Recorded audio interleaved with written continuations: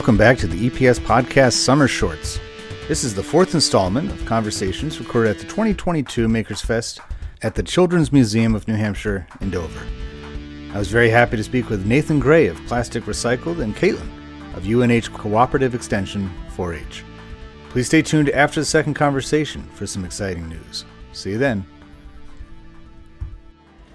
All right, I'm here with Nathan Gray, and he's going to tell us a little bit about the name of his what he does here. We're at the Makers Fest 2022, and we're going to do a short conversation, but remind me again, what is the name of your organization? Plastic Recycled. Plastic Recycled, and I think that says it all, what you do, right? But it doesn't, because I know that, probably since the 1990s, we've gotten used to having the green recycling bin outside of our houses next to the trash, and we just kind of throw our plastic recyclables in there along with everything else, and we just like, something happens to those, we don't know what. Maybe you could tell us, what does your group in particular do? Yep. So I'm Nathan Gray. I'm the founder of Plastic Recycled. You can find us at plasticrecycled.com. And what we do is recycle plastic waste. We focus on non-recyclable single-use plastic waste. We take the harder waste and shred it down, then make new building products out of it. We make window trim, door trim. We also make park benches, raised planting beds, bowls, sea turtles for keepsake, and a bunch of other different products. So it's funny that you brought up that recycling bin. The recycling bins, I say, is a false sense of security. We think that we can just throw anything inside of that bin and it gets shipped away, and we don't even have to think about it again. It's some magical place that they just kind of... Exactly. And National Geographic put out some numbers that only 10% of our plastic waste is actually recycled. So you can imagine all that plastic that we're putting in there, on average, only 10% of it is actually being recycled. So what we're trying to do is take a grassroots, local approach to it, where every single piece is accounted for and recycled into a product that then gets sold back to businesses, cities, and individuals, and it becomes full cycle, and life cycle of the plastic is there. Because there's certain kind of plastics that, like you just said, don't really recycle that much, right? They only have one generation, and the same thing goes with metals as well, right? There's only certain times that you can recycle certain things. Yeah. Because I think, a lot of us in the general public kind of assume, this can of tuna fish has been metal 10 times. I'm like, probably not. Yeah. The stormtrooper just walked by. Maybe his plastic is made out of. So I think you kind of touched on it already, but the question I selected is, why did they make it? And so was it those statistics that you mentioned is what propelled you to make your company?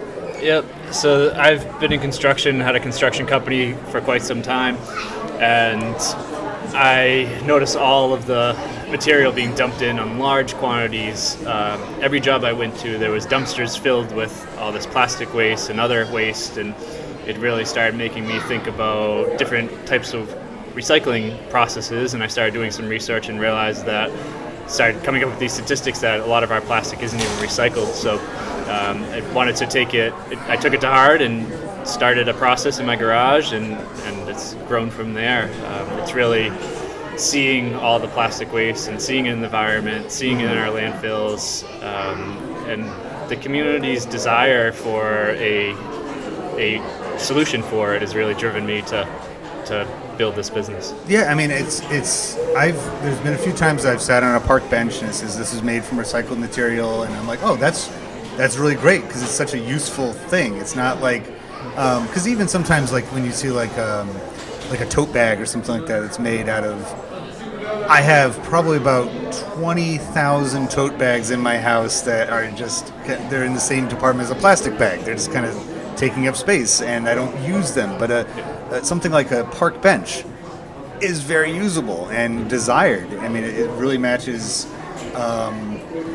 the needs of really any time period, but nowadays in particular. So your background in construction, do you think that probably is a big reason why you were able to see the usefulness and and come up with this? Because you're always looking for building materials, right? Yeah. Taking a piece of wood that came from a tree and be able to mold it and shape it and form it into something beautiful and something useful is really where I took the thought process originally of how can we turn this plastic waste into something that we can use and shape and mold and form it.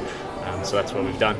Is there something that, like a product that comes from your work that is very modern that probably would not have been in demand at all maybe 10, 20 years ago? Yeah, for sure. We make exterior window and door trim. So we take our plastic, shred it, melt it, and put it into forms that are 1x6, 1 inch wide by 6 inches thick, or 1 inch thick by 6 inches wide, and it can be used for the exterior trim. And that's a lot of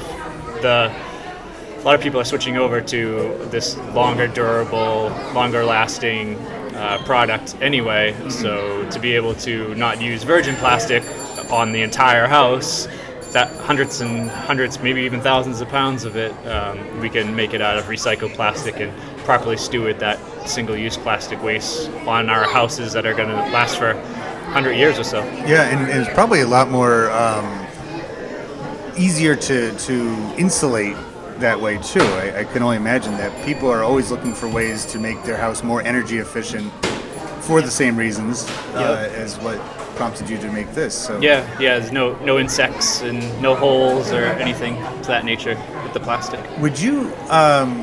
I guess my last question that goes along with the why did you make it? Could you envision? Because you were talking about making it very local, that it's not something that.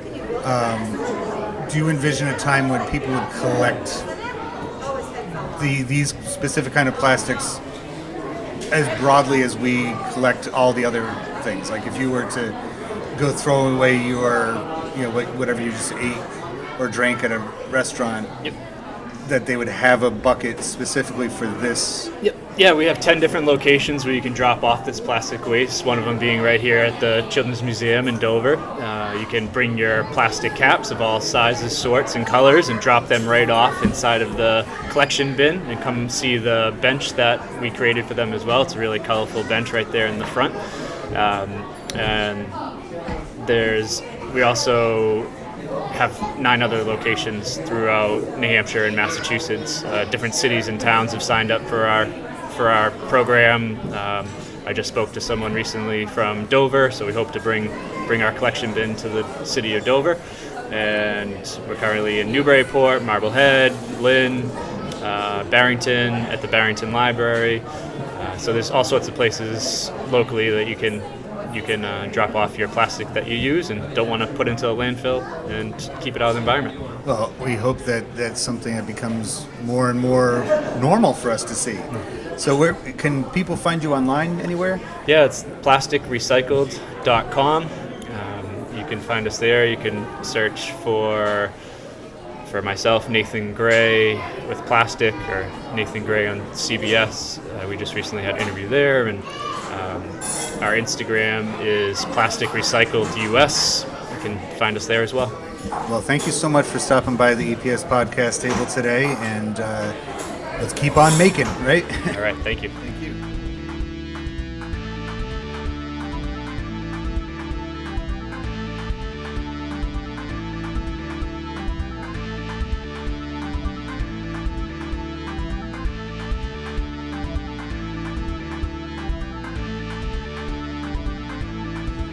I'm here with Caitlin, and Caitlin, we were just saying, represents several different things here at the Makers Fest 2022 at the New Hampshire Children's Museum. And what is some of the things that brings you here today? Well, I'm here today with UNH Cooperative Extension with their 4-H program, which is a youth development program for youth ages 5 through 18 in the state of New Hampshire. And I work exclusively with Stratford County 4-H and am here demonstrating some of the great makers and STEM projects that we've done over the year. So we could talk about that if you want, but I have a table of just stuff that I bring along when I do these remote podcasts, and the thing that caught your eye was a copy of the electronic arts game The Sims 3. And so I'm assuming that, like myself, you have played The Sims before. I have really distinct memories of being glued to a large computer and having dial-up modem and playing The Sims through that. So I don't know about you, but for me it was always the making of the people, and which I don't know how much you could do that in the first version of Sims, but it was also building the house and like designing it from scratch. That's what my favorite part was. After the first couple of days that they were active, I kind of got bored with it. But what was your favorite part of the game? I really enjoyed just going through the everyday motions and having them go different places and just really mundane. Yeah. I don't even know how it was that interesting, but yeah, just going through their everyday and living this virtual life.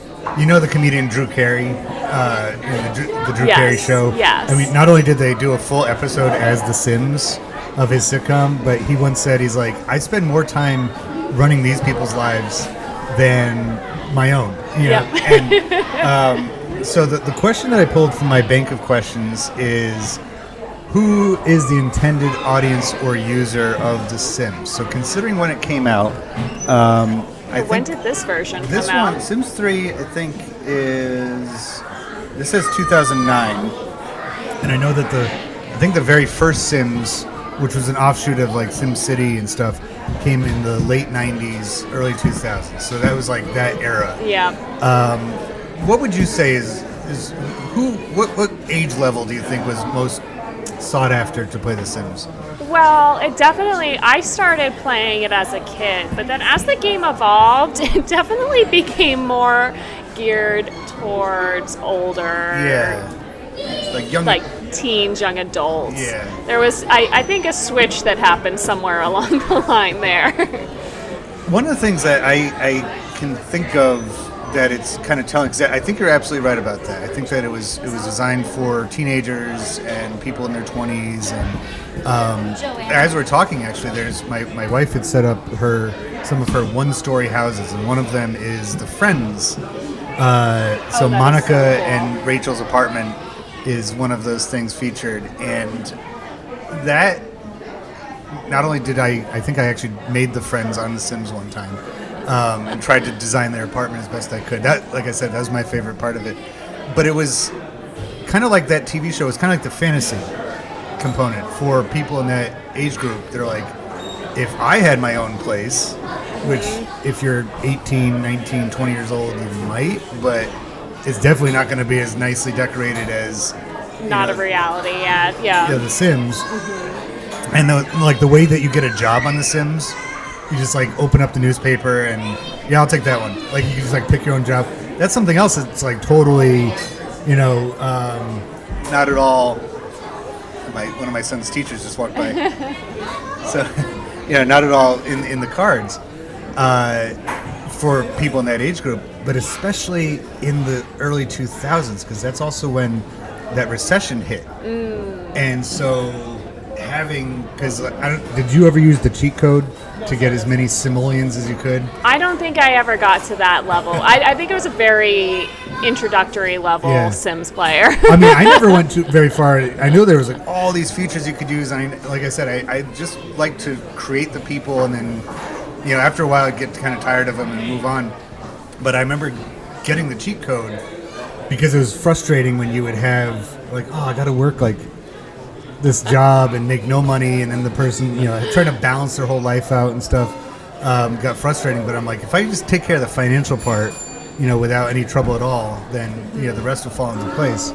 But I gotta say, it's very, I think, reflective of the time period, that because a lot of those things were out of reach for the players. Like No, that's so true. I think it let us kind of live out that life expectation of where you would hope or want to be, with that's not always attainable at that point. So a very good dream for that age group. and I mean, would you say, because you work with young people, you're a teacher, and kind of show them how to do things.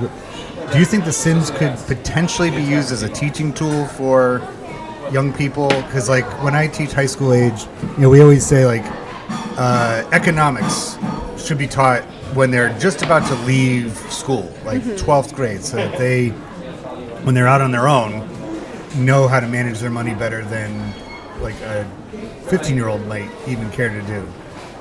Do you think that The Sims 3, or maybe just the original Sims, could that have been used as a teaching tool in a way? I think there's some lessons in there, right? Like it does take you through some of the necessary steps, as long as you don't use too many cheat codes, I guess. Well, yeah. Maybe I shouldn't have done that. It'd be really great if it took you through how to do your taxes at one point Right. and all those other necessary life steps as well. But I think it gets some of the gist down, yeah. I mean, they bridge the gap a lot. Like if you, I think some of the later games you could have kids, and I think it would like the pregnancy would last maybe about 5 minutes on the game, and then out would come a kid. Yeah, I think it gave really unrealistic expectations for some things. It made it a little too easy, yeah.